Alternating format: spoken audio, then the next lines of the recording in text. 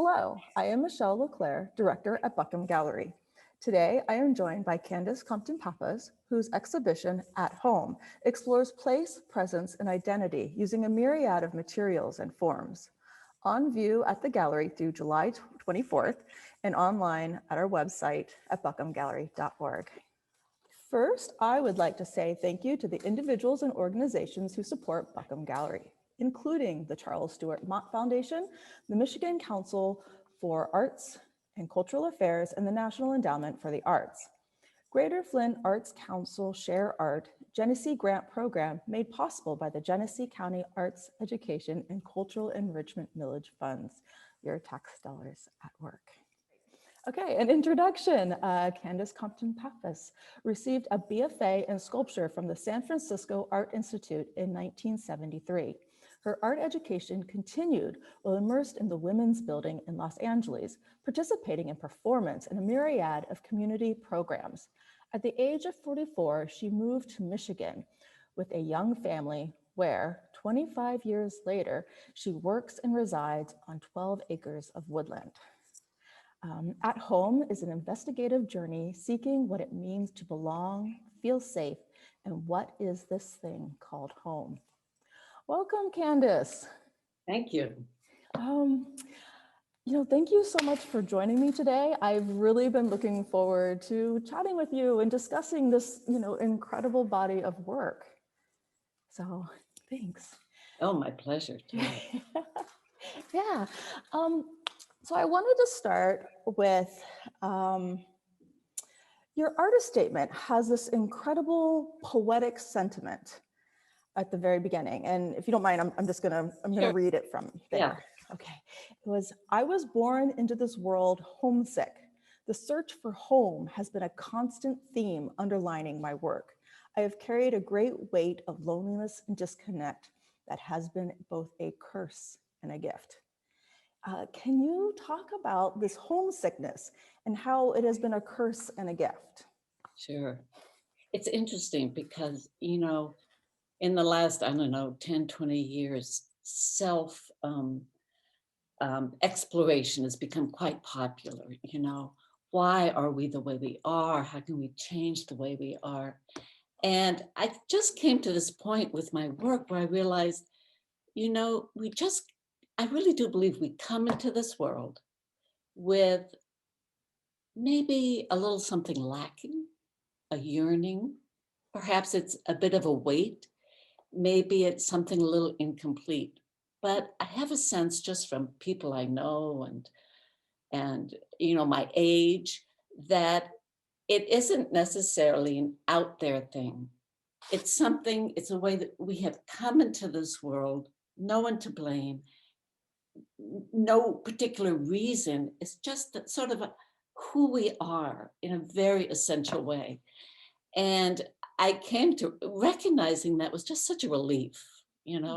I didn't have to think that much about or try to figure it out. I could just accept that this is something that I have always felt. I was pathologically shy as a little kid, and I was, one of a number of brothers, and I can sort of look at all these things, but essentially, I think I've always needed more grounding. Mm-hmm. And I haven't always been conscious of the homesick aspect, although I was very homesick as a kid. It was such a drag to go camping with the bluebirds, just anxious the whole time, which is kind of interesting.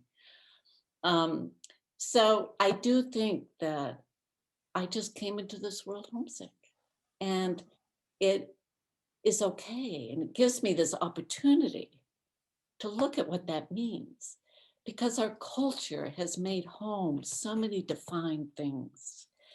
And a lot of my work and journey has been about undefining and shifting how I look at myself in the world and how I belong. And again, I think age is a really important part of that. And a lot of the work you see in these images is kind of aged. The trees, the cedar trees I brought into the show are, they've been dead for a long time. And I'll go back to that. And the barren trees, the skeletons, they're quite beautiful to me. And the way they weather and the way they age.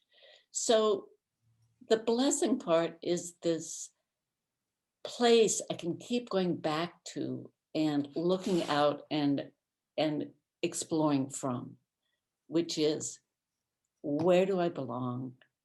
How do I relax in this world? How do I be part of this world on all levels? You know, community, family, biological family, friends, an artist. How do I participate?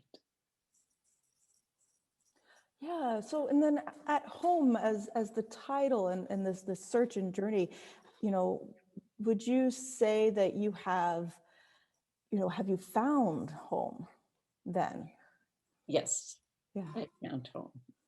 And home is like everything else, it's just always changing and always transitional and always deep. It's a deep place. And so in my images, when I think of the deep place, I'm very enamored, as you can see, by the iconic form of a house. And I just love its simplicity, the lines, where the lines meet. It's very grounded. It, peaks up to almost like a prayer, almost like a little temple. And so that sort of grounded sense of prayer, I keep going back to this house form, and you'd think I get tired of it, but I just don't. And part of it is like, this is a series we're looking at right now it's one of the titles is At Home, Traverse City Bay. And the first one is At Home on Earth. And there is swamp muck from my pond mixed in there with the cement. The second one is At Home, Traverse Bay Sky, and it's just space and sky. And the third is water. And it's very much about, there's this form, but it's not particularly apart from anything. It's more part of something.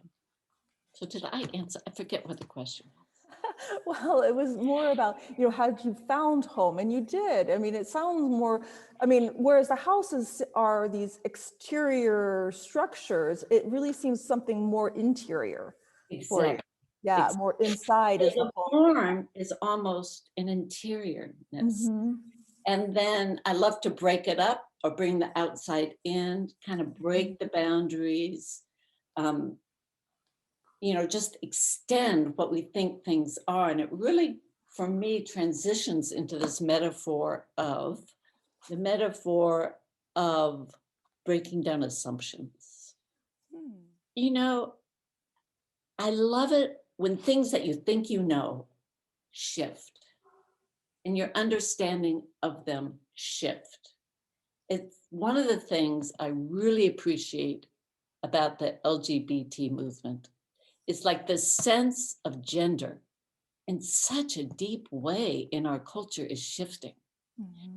And this is something I dealt with personally a lot through the women's building and performance and all kinds of stuff back in the 80s. But it's taken on a different look and a different feel and a different application.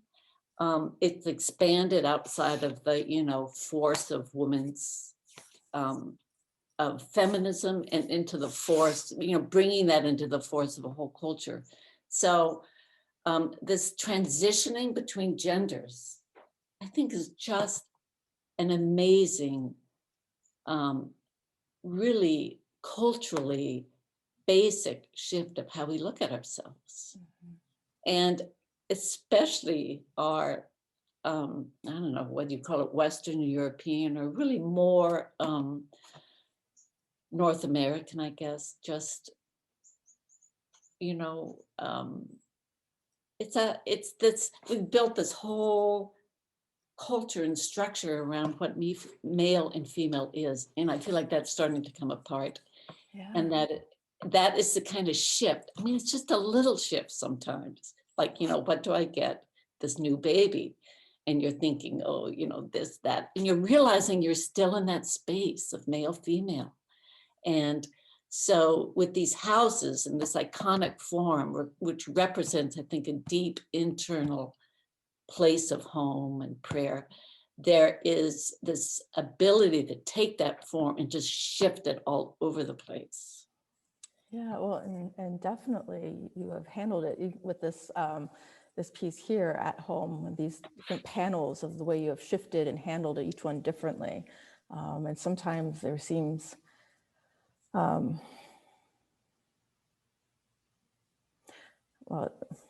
Kind of all over the place. but it was like even like seemed like bird shapes in there too, which it may not be intentional, but there's yeah.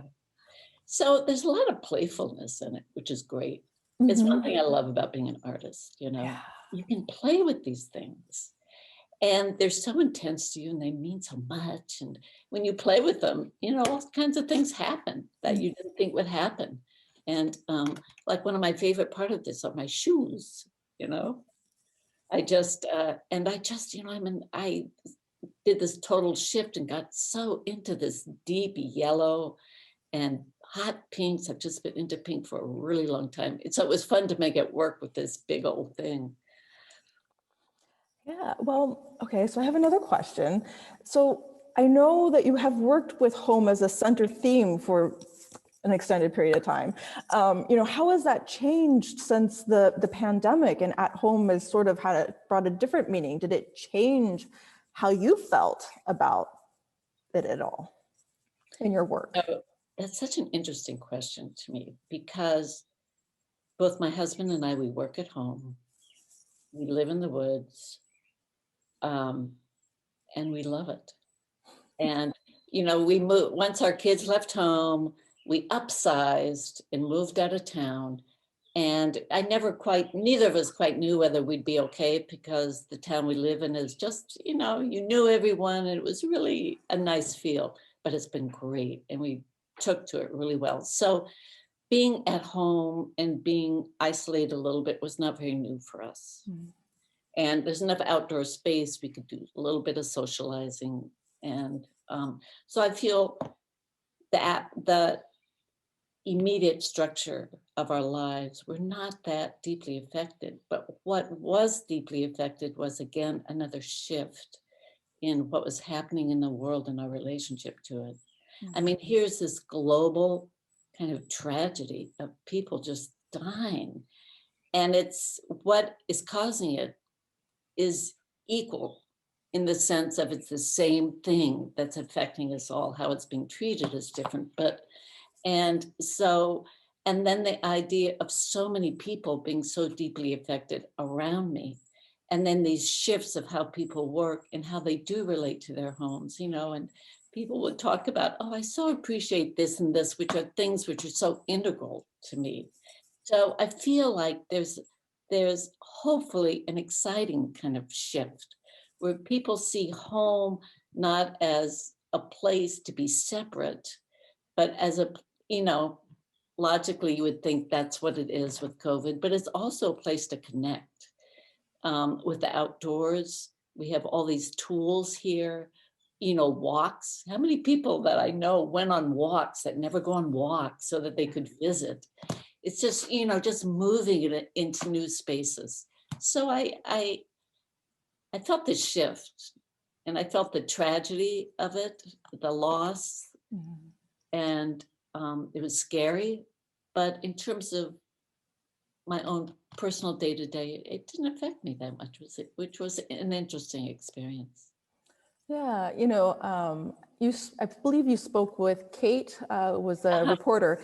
So she came into the gallery on the day we opened, and she had recently moved from New York City to Flint, and she had talked about she knew the title of the show and the theme, and she had so little trepidation thinking that she has just been stuck in a tiny apartment, you know, in the city, and was not sure how she was going to feel being confronted with this idea of at home. But she ended up loving your work and not having a claustrophobic sense at all. In fact, because the way that the space is transformed, let me see if I can bring up another image, you know, with you bringing the woods in, and it was kind of interesting to hear this other perspective, you know, that could be had. That's great. That's really nice to hear. Yeah, she was great to talk to. Yeah. Okay, let me see. So I'll transition into this. So I love how you transformed the space with the cedar trunks from the woods and the repetition of the houses and sculptures and paintings. And on the paintings, is there an evident, excuse me, there is an evident conversation happening between the different elements. You know, why was it important to you, you know, to bring the cedars into the gallery? Again, they have so much personality. My studio feels so lonely without them. I bet. Yeah. You know, I really enjoy things that don't always make too much sense together, where you're asking the viewer to, you know, stretch their idea of things. You know, what is a boat by itself, just kind of drifting? How does that connect with cedar or home or a dead cedar tree? And it's just, you know, kind of like what you said, all of these things have their own kind of life, and they come to life. And to say I get attached to them is stretching it, but they become companions in my studio, in my home. So the cedars, I live on 12 acres, and it's been very affected by a few severe invasive species. And my husband and I have really attacked them. We've lived here about 6 years, and it's quite an experience because you're in the woods, digging, chopping, cutting, trying to release trees from these vines.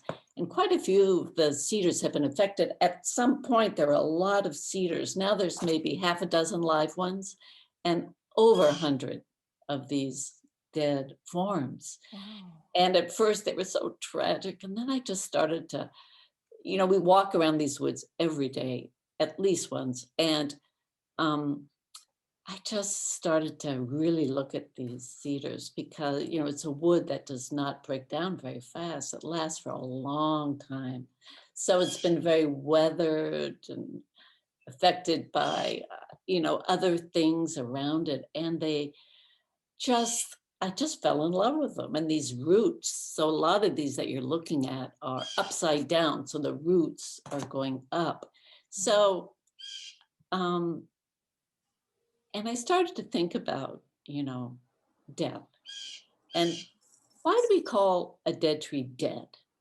And what is being dead? Because these trees, in a sense, seem very alive to me.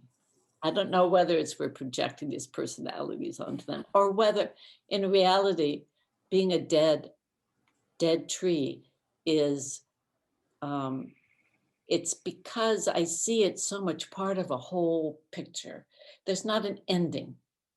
I mean, it's true, it's not reproducing anymore. That's one factor, but there's just not an ending there. They're constantly being transformed. So, and I've wanted to do installation work for a long time, which is one reason I'm so grateful to have this space, which I get to just come in and play with. And I would like to do so much more. I have so many more elements that I'd like to bring in. And it's really interesting for me to see how they all work in a more formal space rather than home or woods with the paintings. And to tell the truth, it was a bit of a challenge because it was so different. You know, I had this little dollhouse model of the studio space, is totally different.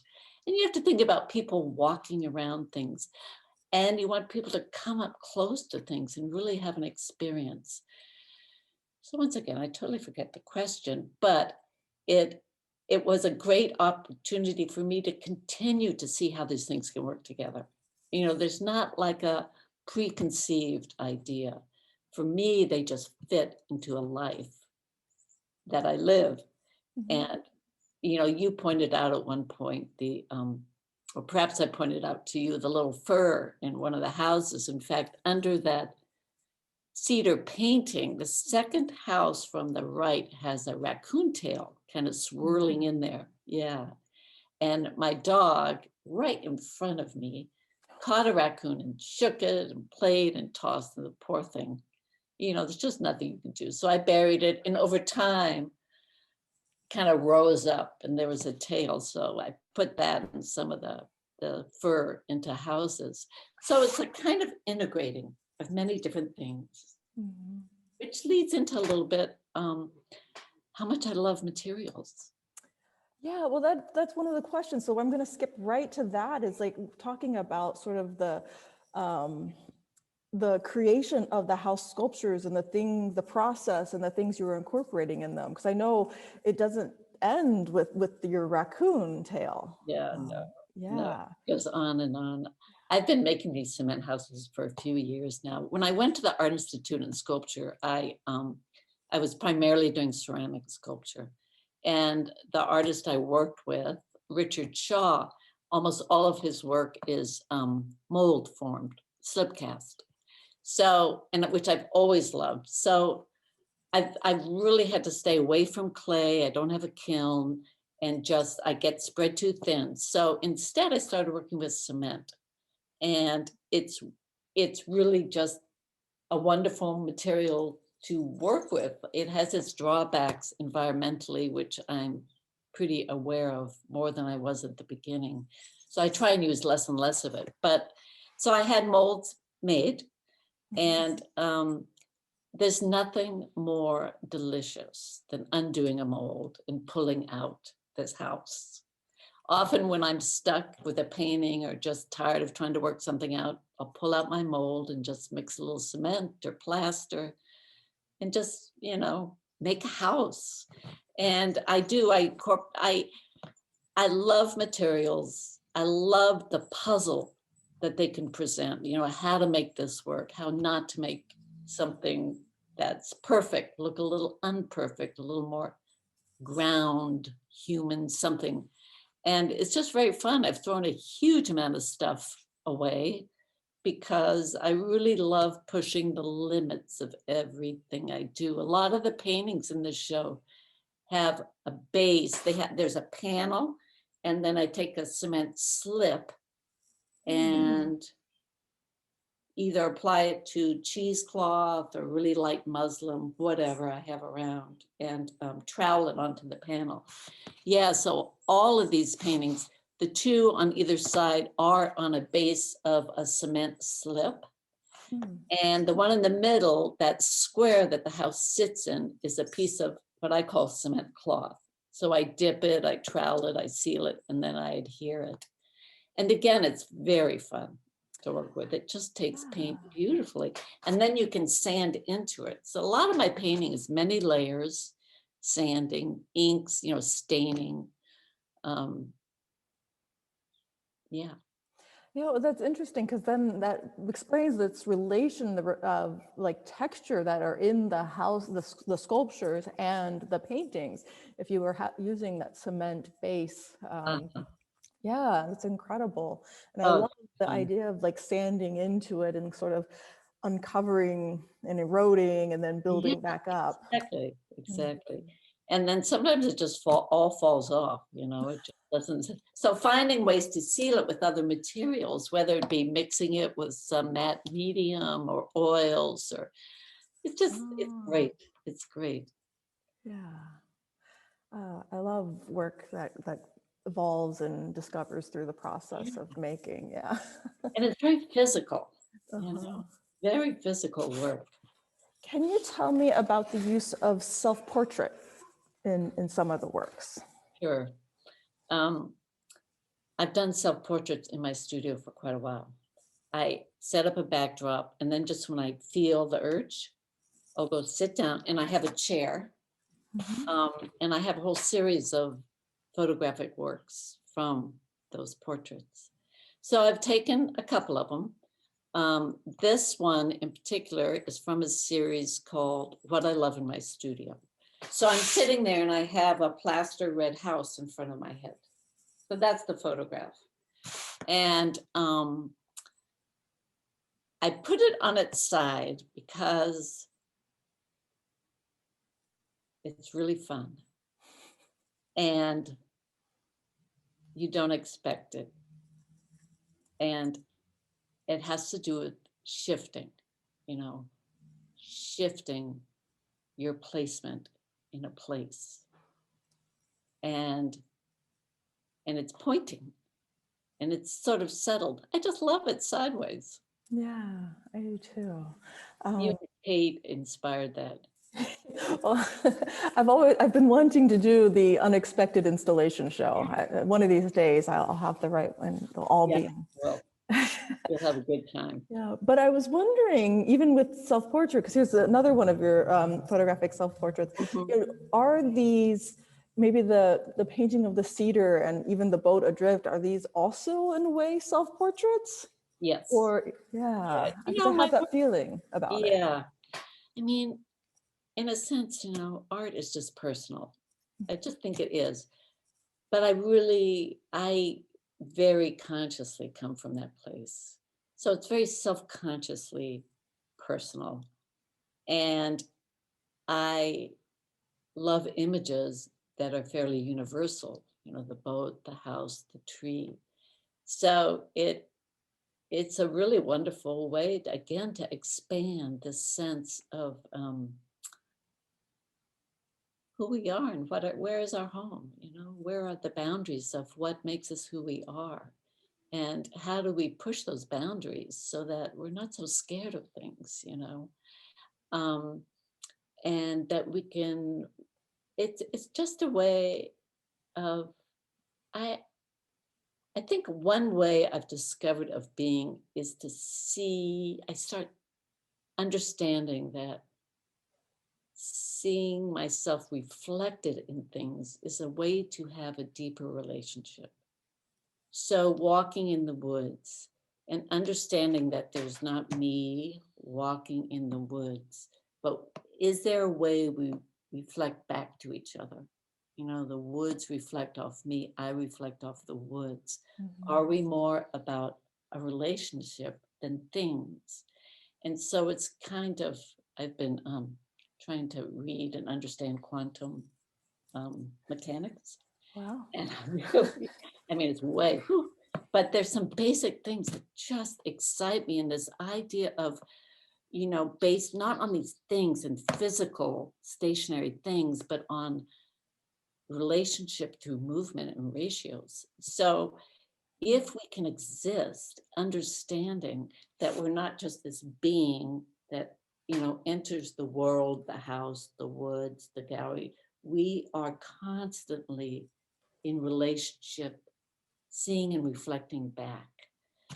So maybe that's too, but because it's a little hard to talk about, but it's just a sense that yes, all of these things I see myself in a way. Well, definitely. And I mean, you talk about walking through the woods and the reflection of you and on trees and the trees on you. I mean, you wouldn't have grown and developed into the person you are without having been in this place and had these daily walks. Exactly. So you become the integrated thing of experience and relationship. Yeah. I don't love that word relationships, but it doesn't quite say it. But interaction, you are part of a community of being. And it doesn't exist without you, and you don't exist without it. Yeah. What better home could you have, What is next? Were you continuing with your home or are you moving in other directions? Oh, I'm excited to tell you that I'm creating a walking gallery in my woods. Yeah. And hopefully this October, I'll have something together. So I'm having a really good time creating altars in the woods. I do these cement pedestals. I don't think I have any in the show, and tables. And ultimately, I would really like to continue working on installations and expanding what I've started here. So you can almost walk through, a stand of cedars, that there can be paths. I'd love to, Yeah. I really would love to do more installations. I have a couple galleries that I sell paintings in, and that's fine, but the integration is what I'm aiming for. So this is the first show I've done, like I said, where I'm really focusing on that. And it clarified a lot of limitations and possibilities. So now I'm going to start looking for a space to do a next step with an installation. And also, I'll just put this out there. I love working with others. I love, what do you call that? Collaboration. Not yet, not, say it again. Collaboration? Collaborate. Collaborating? Yeah. Coexisting, but that's not it at all. Collaboration, yeah. I love doing that. And, if we had more time and if Jen was local, I would definitely be approaching him, a few months before going, what do you think of, we have this different, wouldn't it be cool to just imagine a piece together that deals with his history in Flint and experience and my history. So I really like that as well. So I'm going to be approaching more galleries and seeing what I can get. Yeah. Do you do any performance anymore? Because I remember reading that in your bio as something you had been part of at one time. And actually, I spent some time on your website and I saw some of the self-portraits where you had looked like you had dipped your face in a mud or a slip of some sort, and the photos. So I was curious if there's anything else along those lines. No, I think, I love some performance, but a lot of it just feels too self-conscious to me. I mean, and it's probably just how I feel, and in all of my self-portraits, my face is covered because it's sort of I just don't want to be the personality. And in performance I did before, it was so tied into a community I was part of, which was feminist and many other things. And back again in the 80s, and it was great. I just loved it. But I would like to have participatory things. I think that's would be more my goal. I had a show once where I did like 75 houses, small ones. And this was when the housing crisis happened. And I was part of a show in University of Michigan. And all the small houses, anyone could take one if they felt a loss of home or fear. And like 3 were taken. I think it's really hard to help yourself. So I'd love to form a participatory thing where I can, have an open door for people in relationship to home. I would love to do that, public art. I mean, it could just go on and on. Yeah. Well, you'll definitely have to let me know about your walking outside gallery. Yeah, I would love to come down and see that. Yeah, it'd be fun. It'd just be fun. Candace, thank you so much for chatting with me about your work and opening up and sharing your work with our Flint audience and now greater audience through social media. I've really appreciated having this opportunity. Oh, thank you, Michele. It's been, it's been wonderful. I love talking to you and I love working with you in the gallery. So thanks. Oh, you're welcome. Thank you.